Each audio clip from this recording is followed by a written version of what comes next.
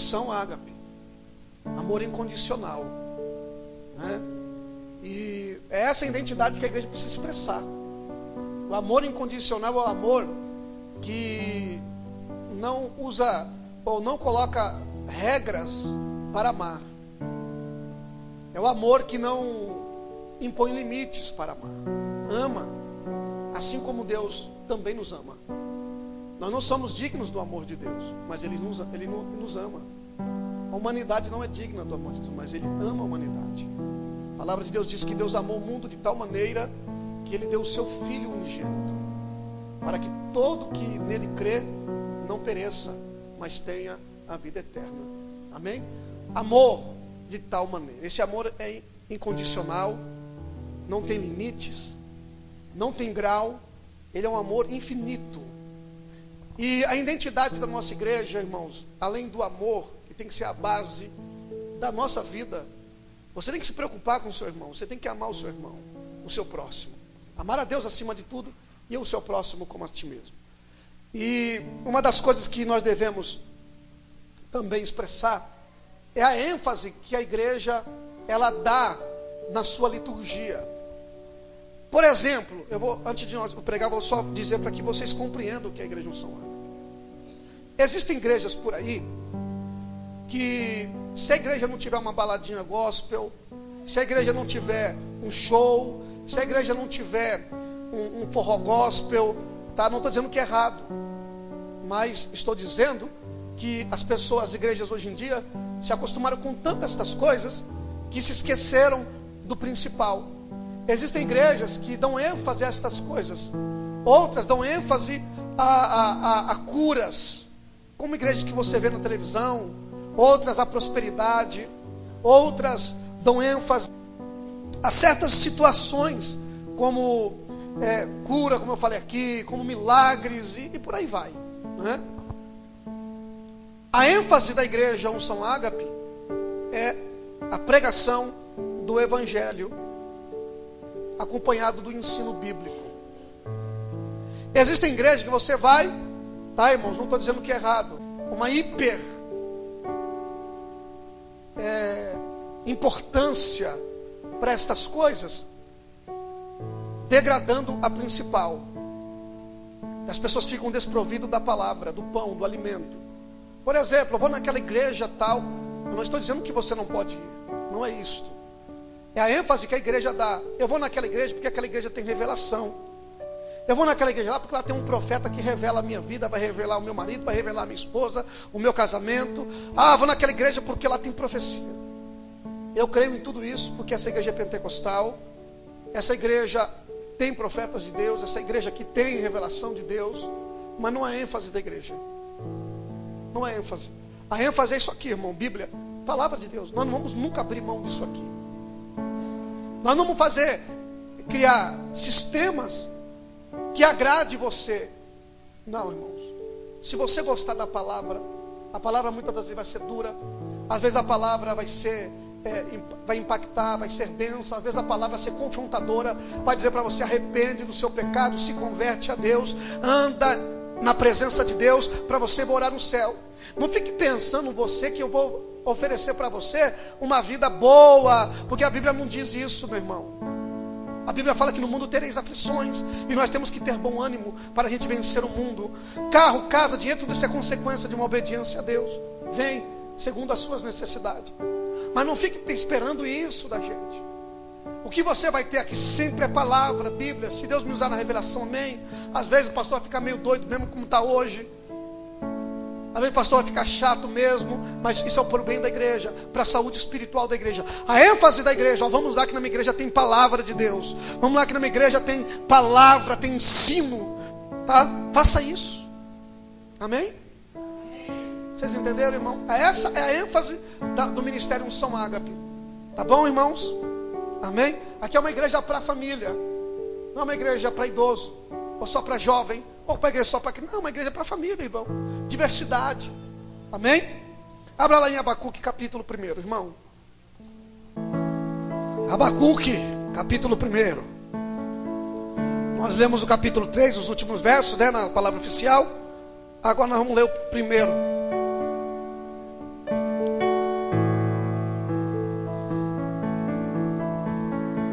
Apenas o verso 1, o verso 1 e o 2 e o 3. Diz assim: o peso que viu o profeta Abacuque. Até quando, Senhor, clamarei eu e tu não me escutarás? Gritarei violência e não salvarás. Por que razão me fazes ver a iniquidade e ver a vexação? Porque a destruição e a violência estão diante de mim? Há também quem suscite a contenda e o litígio. Curve tua cabeça, vamos orar. Soberano e eterno Deus e Pai, eu te peço nesta noite sabedoria, graça e revelação da tua palavra, para que eu possa, Senhor, ser um canal de bênção para esta igreja, porque esta é a nossa ênfase, Deus. Pois tu, Jesus, é a palavra, é o verbo encarnado, aquele que veio e se encarnou, Senhor, para trazer salvação a todos os homens. E eu quero te pedir nesta noite, Senhor, que a tua palavra, Senhor, seja notória, seja primazia, ó Pai, venha como uma espada de dois gumes, cortando para todos os lados, Pai, mas trazendo cura, trazendo libertação e salvação à alma daqueles que aqui estão, como uma resposta talvez das orações, ó Deus, como uma palavra de ânimo, uma palavra de confrontação, uma palavra, Senhor, onde teu filho sairá daqui alimentado, meu Deus. Eu te peço nesta noite, pela soberana, pela graça, pela misericórdia do nome santo de Jesus. Amém e amém. Queridos, nessa noite eu vou falar sobre quando a pergunta é a resposta. Oxe, pastor, que negócio é esse aí? Pergunta ser a resposta ao mesmo tempo? Sim, às vezes isso acontece. Na antiga Grécia, e até mesmo isso foi adotado como uma forma de discipular os discípulos. Quando o discípulo tinha uma pergunta, isso na Grécia falando, isso também depois de uma forma helenizada, também a cultura judaica adotou também esse estilo de ensino, onde o discípulo fazia uma pergunta para o mestre e o mestre lhe respondia com uma outra pergunta. Nós estamos vivendo hoje, igreja, um contexto extremamente de muitas questões, de muitas perguntas, mas perguntas sem respostas. Perguntas sem respostas. Há quem diga que existem perguntas que não quer se calar. Muitas das vezes somos surpreendidos por perguntas que na verdade nós não sabemos responder. Por perguntas capciosas, por perguntas que não têm nexos, ou por perguntas que não temos o conhecimento da resposta. Estamos vivendo hoje, assim como viveu o profeta Abacuque. Abacuque era um profeta, um homem espiritual, que no momento da sua vida, ele pergunta para Deus. Ele faz algumas perguntas. A primeira pergunta que ele faz para Deus é: até quando, Senhor? E muitas das vezes, nós somos iguais. Quem é que não passa por situações difíceis na vida? Quem é que não passa por problemas? Quem é que não passa por tribulações?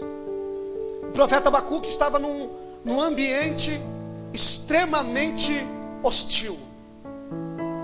Um povo corrupto, o povo judeu estava extremamente corrupto. Corrupção tinha tomado todas as esferas da sociedade. Principalmente no que diz a questão religiosa. Os sacerdotes haviam se desviado da vontade de Deus. E Abacuque começa a questionar Deus: até quando, Deus, eu vou continuar vendo esta situação e tu não vai falar nada? Até quando, Deus, eu vou ver a iniquidade, a corrupção? Até quando? né?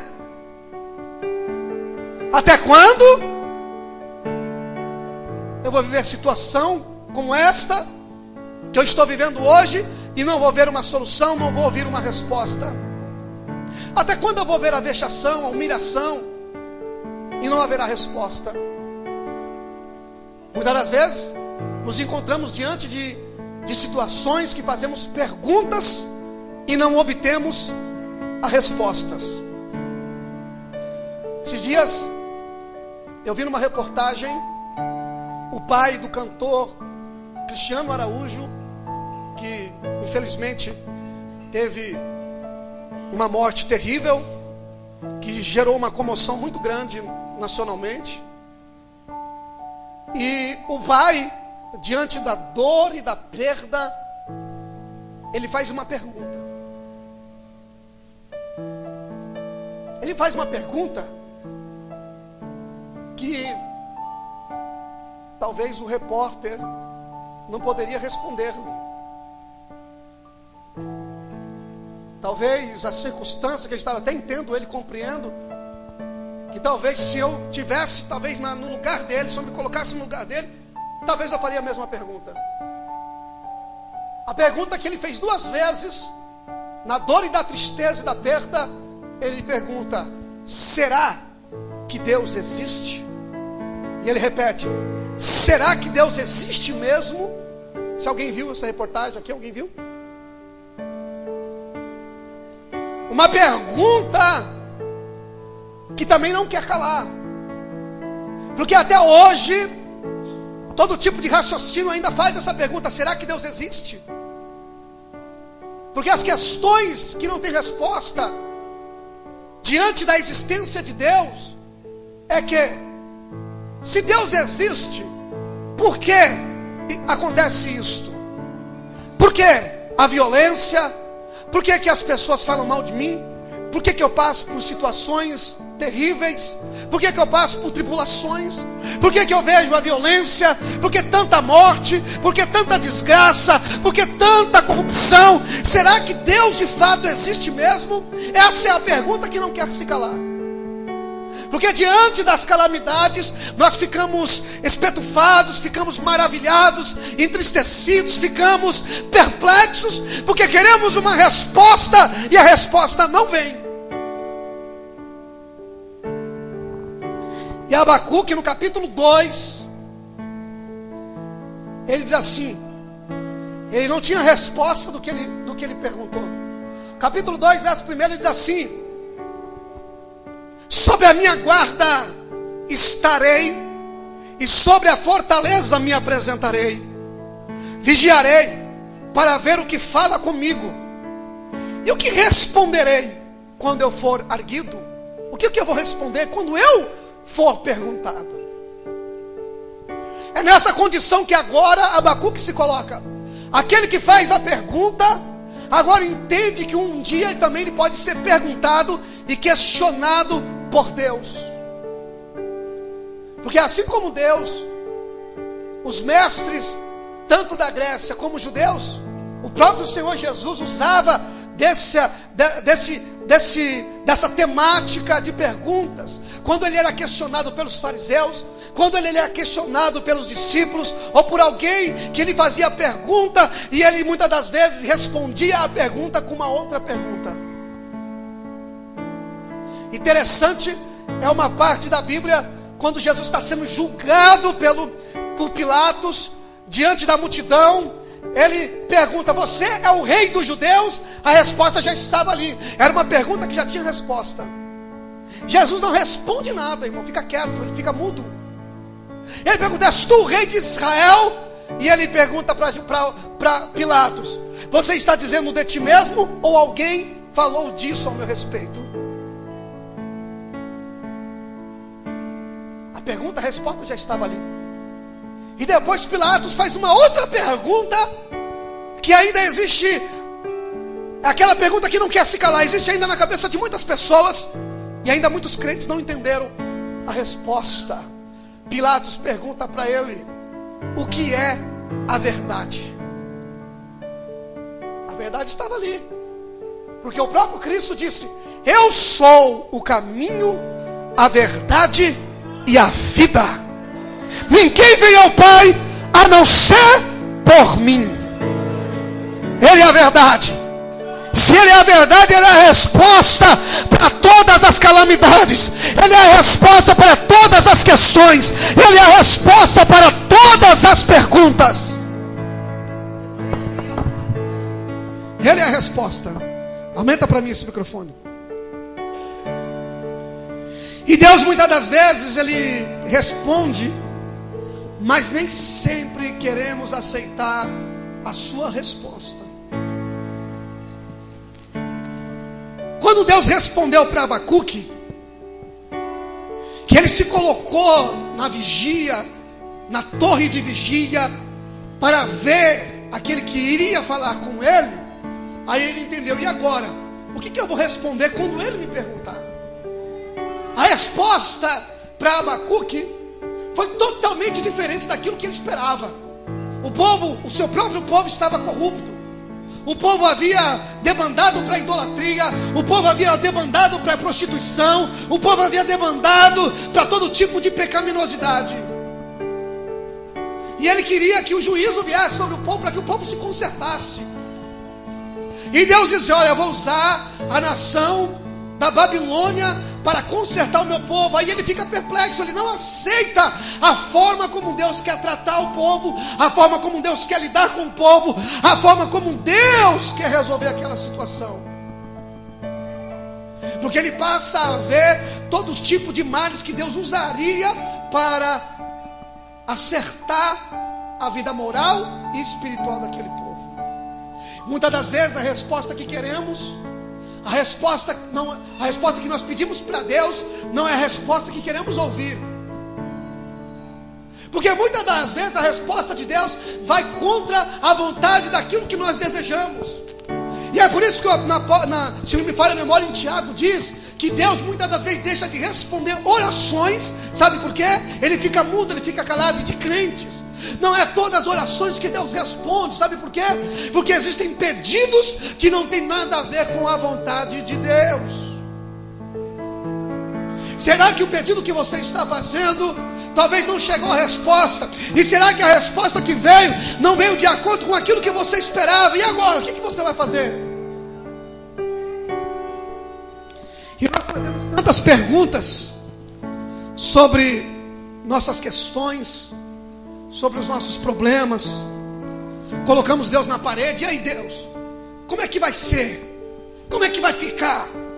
Parece que Deus é amigo, no sentido daquele amigo que nós conhecemos no dia a dia, que às vezes está nos devendo, que às vezes está devedor em algum saldo conosco, em alguma área da vida. E a gente chega, e aí, meu filho, cadê meu compromisso? Cadê aquela situação que você falou que ia fazer, que ia resolver? Nós botamos a pessoa na parede. Mas muitas das vezes a gente não compreendemos a vontade de Deus, e a gente chega em Deus e fala, Deus, e aí? Explica o negócio, eu quero que você me explica, meu. Que negócio é esse? Eu sou teu filho, eu tenho direito, eu posso, todas as coisas. Então me responde, por que você não quer me responder?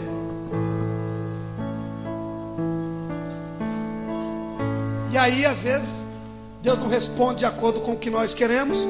Colocamos Deus na parede e dizemos, Deus, me explica isso, me explica aquilo. E a gente acha que Deus é o nosso empregadinho, acha que Deus é como aqueles que nós possamos se dirigir de uma forma vulgar e dizer, eu quero resposta, me diz como é que vai ficar. Eu vou dizer para você como é que vai ficar.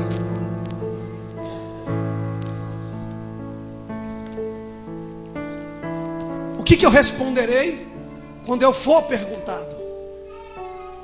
Então toda pergunta que Deus nos faz, nós fazemos perguntas, Deus muitas das vezes fica em silêncio, e o próprio silêncio de Deus é a resposta dele. Tem gente que não sabe ouvir Deus, acha que Deus tem que estrondar um barulho como um trovão, acha que Deus tem que fazer barulho de muitas águas para que eu possa ouvir, acha que Deus tem que usar um irmão, um profeta, e vir marchando, fazendo todo tipo de movimento e dizer, assim diz o Senhor. Não é necessariamente dentro dos teus padrões que Deus vai falar, meu irmão. Deus pode usar muitas questões, muitas situações, muitas circunstâncias para te responder, para falar com você. E uma delas é o silêncio. E muitas das vezes Deus faz silêncio para você fazer silêncio, para que você possa ouvi-lo, Ele em meio ao silêncio. Porque quando Deus está em silêncio, a gente faz um barulhão, chora, resmunga, murmura e acha que Deus tem que estar ali já como um garçom. Diga, meu servo, ó meu Senhor, o que tu queres que eu te faça? Está errado, meu irmão. Precisamos colocar Deus, ou precisamos entender Deus, e que o lugar de Deus é um nível muito mais, ainda que nós tenhamos acesso pelo sangue de Jesus, o nível da sua pessoa, de santidade, de glória, de poder, aleluia, de magnificação, daquilo que Ele é, daquilo que Ele faz, daquilo que Ele pode, é diante de nós, muito mais além daquilo que nós possamos entender. Agora, Deus irá lhes fazer algumas perguntas hoje. O próprio Deus vai te fazer algumas perguntas. Ou Deus quer saber o que você vai responder, apesar que a própria pergunta de Deus será uma resposta para você. E às vezes você não entende porque algumas coisas não acontecem, porque algumas coisas não vai, porque aqui algumas coisas, algumas portas não se abrem, porque aqui o céu está cerrado, porque aqui não brota a semente que eu plantei. Por quê? Deus vai te responder hoje. A Bíblia fala em Gênesis capítulo 3 e o verso de número 9. Depois que Adão e Eva pecaram, comeram do fruto da árvore proibida, a Bíblia diz que Deus, todos os dias, na viração do dia, à tardezinha, vinha bater um papo com eles, vinha conversar com eles. Amém? Aí Deus chega para ele, depois que ele pecou, e Deus vem na viração do dia para conversar com ele. Ele se esconde. Sabe aquele negócio assim que... Cadê o fulano? Estou aqui debaixo da moita. Tem muita gente debaixo da moita, irmão. Tem muito crente hoje em dia debaixo da moita. Deus vai passar a foice na moita para mostrar quem você é. Aí está lá debaixo da moita, escondido, achando que Deus não está vendo ele. E Deus começa a chamar o nome de Adão. Adão! E Deus faz uma pergunta: onde estás? Ué, Deus não sabia onde ele estava, irmão? Ele não é onipresente? Ele não é onisciente? Ele não tem todo o poder? Sabe que ele precisava perguntar? Adão! Cadê o Adão? Cadê o... Meu Deus, Adão sumiu. Está brincando de esconde-esconde. Meu pai do céu. Ai, perdi Adão. Deus sabia onde estava Adão, meu irmão. Deus faz a pergunta a Adão. Deus questionando a condição de Adão, dizendo para ele: Adão, olha a tua condição, Adão. Olha como você está, Adão. Olha a tua vida espiritual, Adão. Olha a tua vida moral, Adão. Olha como é que você está, Adão. Não foi assim que deixei você no dia passado. Você estava diferente, então você era outro, Adão. Você estava brilhando, você era luz. Mas agora, Adão, olha como você está, você é treva. Olha como você está, Adão, você estava limpo.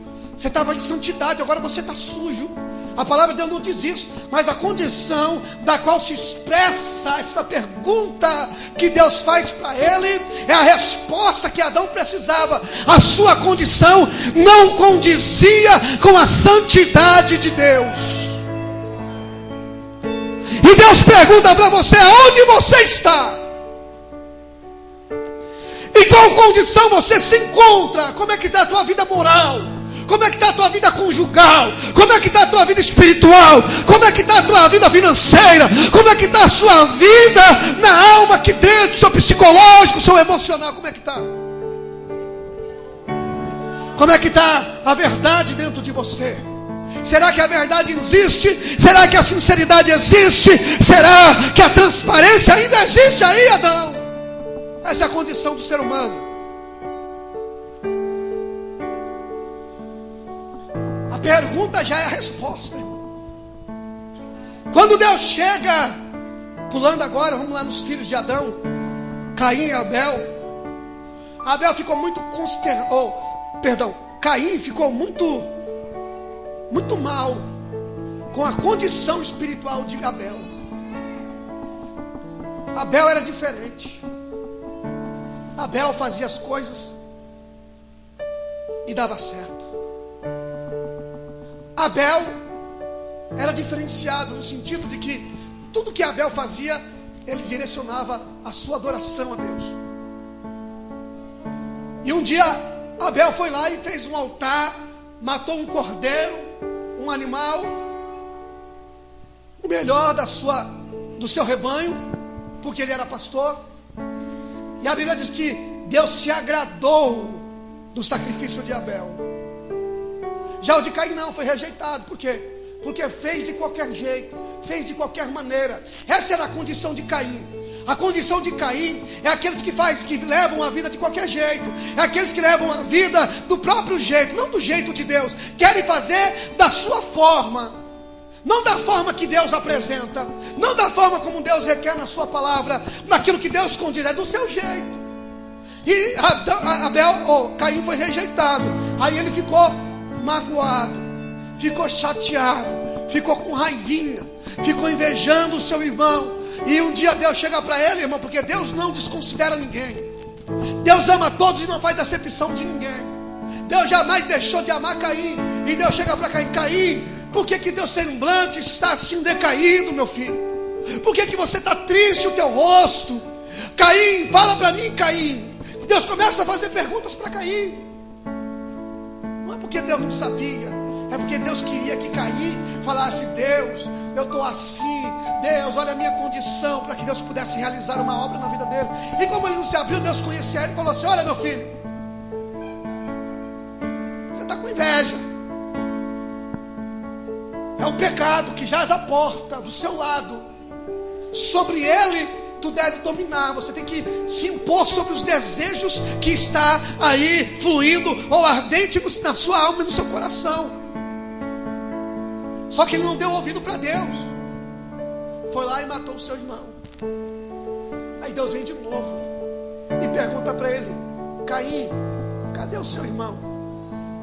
Toda pessoa que leva a vida de qualquer jeito é irresponsável, meu irmão.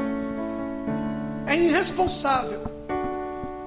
O crente tem o direito, o crente não tem o direito de viver irresponsavelmente, ou de qualquer forma, porque conhece a palavra, está ouvindo as palavras de Deus quase que todos os dias, então tem o direito de andar de acordo com a palavra. Qualquer jeito gera irresponsabilidade. E Deus pergunta: cadê teu irmão? E ele diz assim: eu sou do meu irmão? Eu sou cuidador do meu irmão? Oxê, e perguntar para mim do meu irmão? Deus sabia que já havia matado o seu irmão, mas Deus faz uma pergunta que já era uma resposta. São irresponsáveis, você matou o seu irmão, porque responsabilidade que chega, que puxa a pessoa de canto e começa a murmurar, matando a alma e a fé das pessoas. Irresponsável. A palavra de Deus que o murmurador é o pior que tem. Cadê, Caim, o seu irmão? Não sei. Muitas pessoas têm se afastado da igreja, muitas pessoas têm saído da igreja, muitas pessoas têm morrido espiritualmente por causa dos Caim, que não consegue ver o brilho dos outros, que não consegue ver o sucesso dos outros, que não consegue ver a prosperidade dos outros. E Deus um dia vai requerer de você, te perguntar: cadê o teu irmão?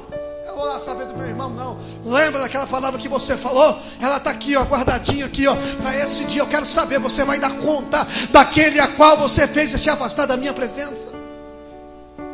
Porque com as tuas palavras você será julgado, e toda palavra falada será dada conta no dia do juízo. Essa é a pergunta de Deus para você, meu irmão. Talvez você não tenha a resposta, mas a pergunta já é a resposta. Elias, irmão, no Monte Herebe, ele, com medo de Jezabel, ele foi para a caverna. E lá na caverna, irmão, Preste muita atenção, Deus não abandona ninguém. Ninguém vai ter desculpa a dizer que Deus não olhou por mim, que Deus não fez nada por mim, que Deus não se agradou de mim, que Deus não quis o meu bem. Não. Elias está na caverna, escondido, passa a noite ali. 1 Reis, capítulo 19, que diz: Elias queria uma resposta de Deus, irmão. Só que lá atrás Deus não havia falado nada para ele, ficou quieto. Deus não respondeu nada, ele ficou chateadinho. Sabe criança, quando você toma um pirulito dela, aí ela corre para o canto da casa para ficar choramingando. Aí o pai vai lá: meu filho, minha filha, o que aconteceu? Ah, pai, o coleguinha pegou meu pirulito e eu... Aí fica choramingando. E Elias estava assim, irmão. Aí Deus falou assim: Elias, o que você está fazendo aqui, Elias? A pergunta para Deus já é a resposta para Elias. Aí ele começa a choramingar para Deus: meu Deus,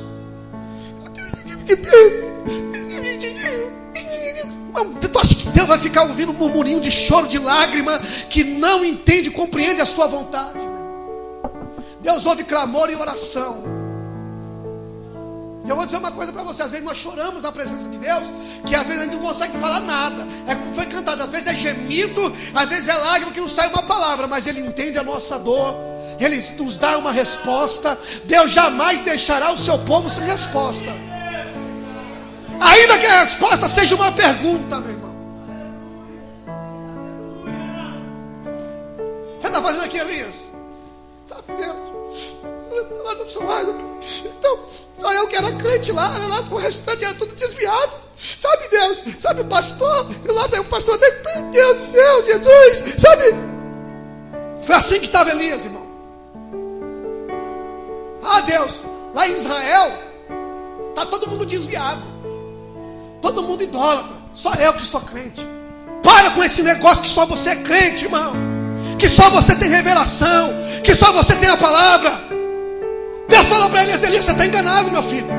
Lá em Israel eu tenho 7.000 que não se dobraram diante de Baal, meu filho. Eu tenho 7.000 profetas, você não é o único, não. Não é só você que é crente, não é só você que vai para o céu, não. Esses crentes que você acha que só eles que vão para o céu, é jogo duro, irmão. Eu tenho 7.000 que não se dobraram diante de Baal e não beijaram. Cadê os 7.000 aqui nessa noite, irmão? Oh, glória! Aí Deus falou assim: meu, fica na presença que eu vou falar com você, rapaz. Da forma que ele esperava que Deus falava, não era. Fogo, terremoto, vento. Deus não estava no fogo, Deus não estava no terremoto, Deus não estava no vento. Depois uma voz calma e suave. Aprenda a ouvir Deus na calmaria. Aprende a ouvir Deus na calmaria, irmão. Aprende a ouvir Deus na calmaria.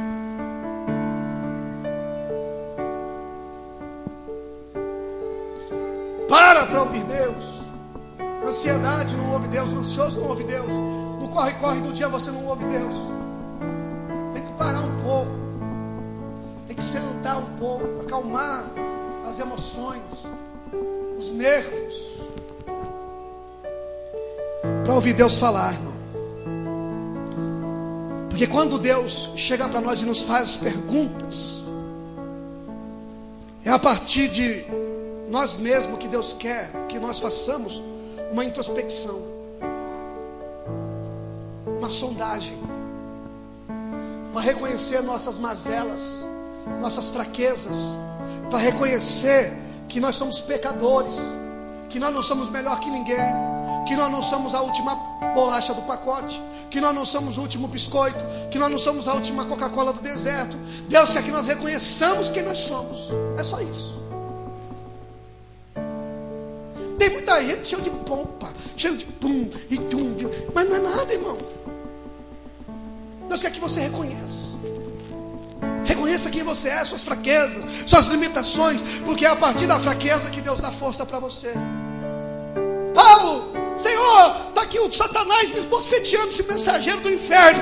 Eu não aguento mais, Jesus, eu vou desistir. Eu estou fraco na fé. Meu Deus, e agora? A resposta de Deus para ele foi: meu filho, Fica quieto, se acalma. O meu poder se aperfeiçoa na fraqueza. Todos os antigos profetas, como diz Hebreus capítulo 11, da fraqueza tiraram forças. Se você está aqui fraco, se você está aqui desanimado, não é desculpa para você desviar da igreja, não é desculpa para você chutar o balde, não é desculpa para você largar, para você abandonar, não é desculpa para você fugir, mas é incentivo para você buscar a face do Deus Todo-Poderoso. Em frente às vezes as perguntas que não têm respostas, a gente fica que nem Moisés. Moisés estava lá diante do Mar Vermelho, e ele começa: Deus, e agora? E agora, Jesus? Desesperou. Aí Deus responde para ele com uma pergunta: por que clamas a mim? Deus não respondeu para ele assim: meu filho, vai lá e faça isso, faça aquilo. Eu falo assim: irmão, fala para o povo continuar caminhando. Não é para parar. Quem mandou parar? Não é para estacionar. Quem mandou estacionar? Diga ao povo que marche. A pergunta de Deus para Moisés era eu vou definir para você a pergunta. Eu vou falar da minha palavra, tá, irmão? Não entendo não, porque às vezes a gente tem que usar o vocabulário, às vezes bem brasileiro. Você tá doido, rapaz? Esse negócio de ficar orando para mim agora, é hora de agir, filho. Até quando você vai ficar coxando em dois pensamentos, meu irmão? Vai, rapaz. Pega a força e vai. Diga pro povo marchar, Para esse bando de crente mendonho aí. Manda eles ir avançar, Mas o farol tá vindo. Vai, meu filho. Aí o povo marchando, irmão. Tem muito crente que para no meio da caminhada, irmão. Desiste. Aí quando Moisés fala: vai, pô, vai. Aí tá o idoso lá: mas até você vai também, corre, meu filho. Pega força aí. Quando eles pisaram o pé na água, irmão, o mar, um pro lado, pro outro, e a terra ficou sequinha. Agora vai. Corre todo mundo, corre. E passou todo mundo em terra seca. Deus está mandando você agir. Pare de ficar esperando. Tem coisa que Deus não vai fazer. Tem coisa que Deus não vai explicar. Tem coisa que Deus não vai responder. Tem muito crente desanimado, irmão. Diante da luta do Mar Vermelho, desanima. Para. É hora de agir. Não é hora de esperar que Deus fale ou faça aquilo que já nos está determinado. Mas devemos saber ou escolher ou fazer as nossas escolhas com sabedoria. Diga amém. Tem que fazer escolha com sabedoria, irmão. Tem hora que Deus não vai falar para você: meu filho, vai por aqui, faça isso, faça aquilo. Não, você vai ter que saber escolher. E as tuas escolhas será a tua plantação. E a tua plantação de hoje será a colheita de amanhã. Se você não está colhendo, meu querido, é porque você não plantou.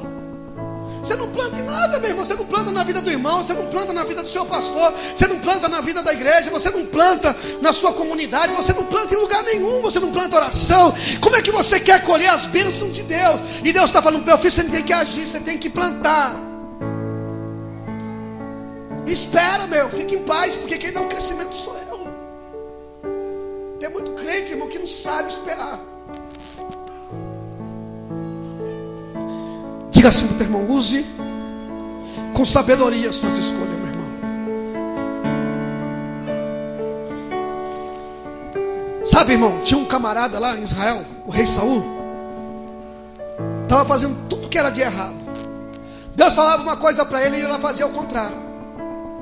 Deus mandava ele fazer aquilo, ele fazia o contrário. Aí Deus falou assim: rapaz, cansei desse camarada aí, vou rejeitar ele. Vai lá, Samuel, arruma outro rei. Já tem um, vai lá na casa de Jessé, lá no Belemita, vai lá que lá tem um rei. Só que Samuel ficou demorando. Samuel ficou lá. Quem sabe Saul consegue ainda. Vou dar uma chance para Saul. Quem sabe que Saul consegue mudar? Será que Saul vai? Não, Saul vai melhorar. Não. Saul, Deus chegou para Samuel: Samuel, até quando terás dó de Saul, se eu já o rejeito? Enche o teu vaso de azeite e vem. Deus não rejeita ninguém, preste muita atenção, irmão. Quem rejeita Deus são as pessoas. A forma como Deus fala é porque Saul já havia rejeitado Deus. Se você não rejeitar Deus, Deus jamais vai rejeitar você. Se você não tiver vergonha de Deus e do Evangelho, Deus jamais terá vergonha de você. Se você proclamar o nome de Jesus nessa terra, lá naquele grande dia, Ele vai proclamar o seu nome, dizendo: bendito, vinde bendito de meu Pai, possuir por herança o reino que estava-vos preparado antes da fundação do mundo. Você não pode ter vergonha de falar no nome de Jesus. Você não pode ter medo de falar no nome de Jesus. O diabo põe medo de você, para você não falar no nome de Jesus, porque ele sabe que o nome de Jesus é poderoso, que quando um crente proclama o nome de Jesus, o inferno fecha as portas, o inferno se abala, o diabo sai correndo, a enfermidade vai embora, as portas se abrem pelo poder do nome de Jesus.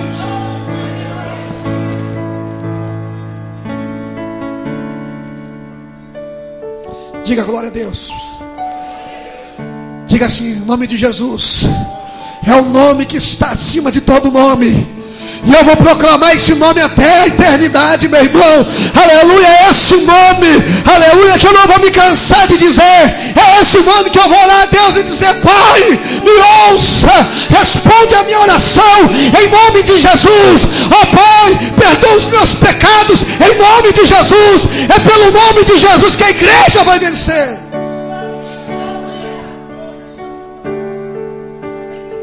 Para a gente encerrar, aleluia. Cadê o povo que dá glória a Deus, irmão? Cadê o povo que dá aleluia? Oh, Espírito Santo, tem muita gente colocando lá no seu perfil a bandeira do homossexualismo, acham bonito, acham legal, aleluia, mas a igreja de Deus, ela levanta a bandeira do Evangelho, levanta a bandeira do leão da tribo de Judá. A igreja de Jesus não tem medo da morte, a igreja de Jesus não tem medo do inferno, a igreja de Jesus não tem medo de macumba, de feitiçaria. A igreja de Jesus é poderosa, porque é a maior arma e poder que existe nessa terra.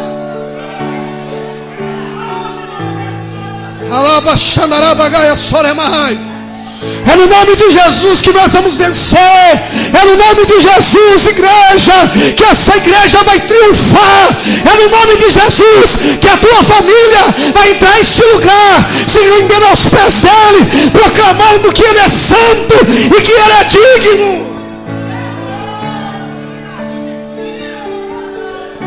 Oh, aleluia!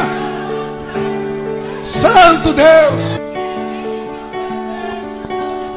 Jesus, no capítulo 16, no versículo de número 13 do Evangelho de Mateus, ele chama os discípulos e faz perguntas aos discípulos.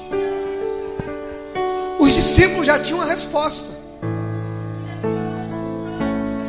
Os discípulos já tinham a resposta, ou talvez um deles. Jesus chama ele, reúne e começa a questioná-los. E pergunta assim: quem os homens por aí, ele dizendo a humanidade, as pessoas que eles conheciam, quem os homens dizem quem é o Filho do Homem? Quer dizer, como é que as pessoas estavam entendendo quem era Jesus? Jesus não estava preocupado se as pessoas estavam dizendo bem do nome dele, ou se estavam falando mal. A preocupação de Jesus não era a sua fama. Se as pessoas estavam falando: olha, Jesus cura, batiza, Jesus faz isso, não. Era que forma com que as pessoas estavam entendendo quem ele era. Então essa é a pergunta que Jesus faz para os discípulos: quem é que os homens estão dizendo quem eu sou? Quem é o Filho do Homem? Aí um disse: ó, Jesus, uns estão dizendo que o Senhor é Elias. Jesus, uns estão dizendo que o Senhor é João Batista. Jesus, tem um pessoal ali dizendo que o Senhor é Jeremias. Outros estão dizendo que o Senhor é Isaías. Está todo mundo dizendo aí, Jesus, que isso é isso, que isso é aquilo. Aí ele pergunta para os discípulos: e vocês? É a pergunta que não quer calar. Quem vocês dizem quem eu sou? Eu vou fazer essa pergunta para você, meu irmão. Não é você dizer: olha, Jesus é o Salvador da humanidade. Mas como é que você diz quem Jesus é através da sua vida lá fora? Como que as pessoas enxergam quem é Jesus através de você? Aquele Jesus ali, ó, que está indo ali, é um caloteiro. Aquele Jesus que está indo ali, ó, é um murmurador. Aquele Jesus ali que está indo ali, rapaz, aquele ali trai a mulher, é um safado. Olha, aquela ali que está dizendo que é de Jesus, rapaz, eu nem vou falar o nome, você vai ficar escandalizado. A gente pega até pesado, né, irmão? Quem você diz quem Jesus é? Como é que a tua família vê quem Jesus é através de você? Aí Pedro fala: Jesus, isso aqui eu não vou deixar passar não. Jesus, tu és o Cristo, o Filho do Deus vivo. Jesus, tu és o Cristo, o Filho do Deus vivo. Jesus, tu és o Cristo, o Filho do Deus vivo. Jesus, tu és o Cristo, o Filho do Deus vivo. Aleluia! Pedro, não foi carne nem o sangue que te revelou, Pedro, mas foi o meu Pai que te revelou. Aleluia, é verdade, eu sou isso mesmo. Eu sou o Salvador da humanidade, aquele que cura, que transforma, que liberta, e que vou dar a minha vida para morrer na cruz do Calvário.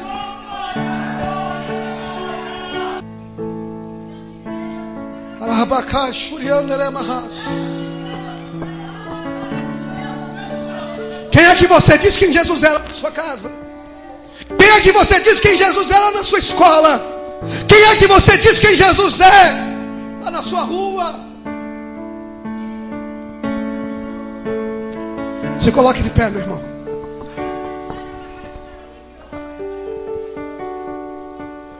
Tá demorando, Lady. Vai, vamos cantar para a gente encerrar esse culto.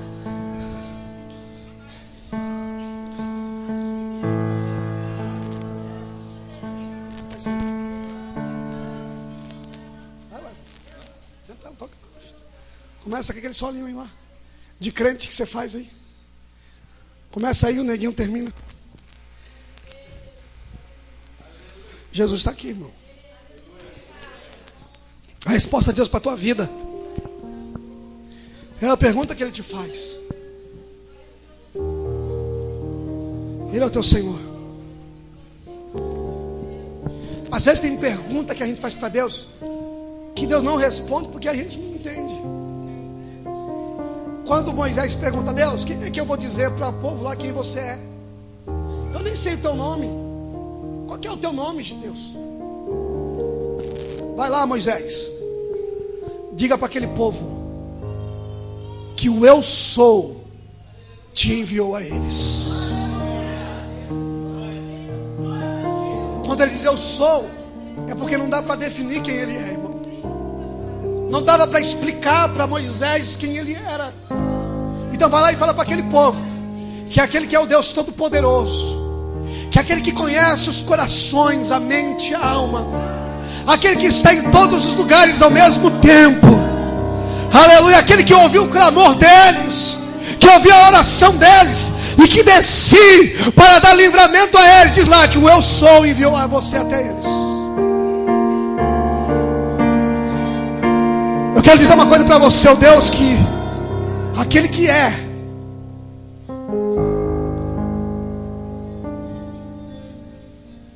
manda dizer para você que não terminou, que não acabou. Aquele que diz que Ele é, Ele diz para você nessa noite: meu filho, minha filha, eu sou na sua vida.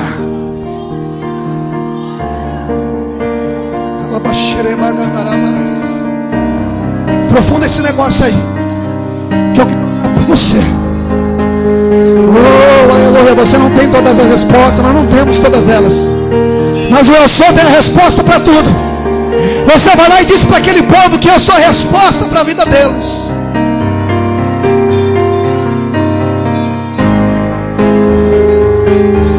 Vai, meu filho. Oh, aleluia. Cante comigo. Diga: é tudo que eu sou. Nós vamos encerrar.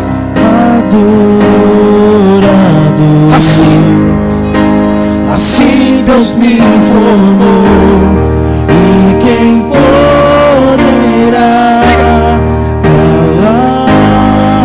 Adora Ele, igreja. Adora Ele.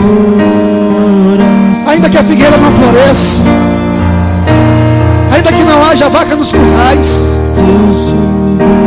ainda que muitas coisas não aconteçam, todavia nós exultaremos do Senhor. No mais profundo mar, no mais profundo mar, nunca poderei me ausentar de um teu olhar. Vamos lá, adore a Ele. Tu és o Deus